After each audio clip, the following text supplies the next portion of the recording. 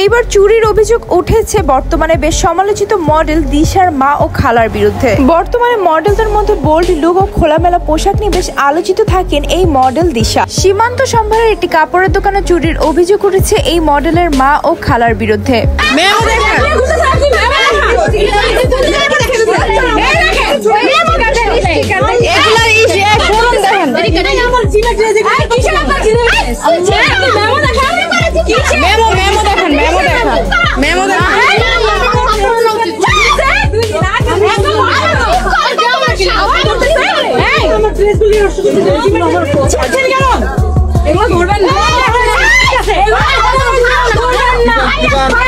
অনেক নেটিজেনেরা এবার সমালোচনা করে বলছে তাদের বড়লোক লাইফস্টাইলের পিছনে যে এই কাহিনী তা তো আগে জানতাম না।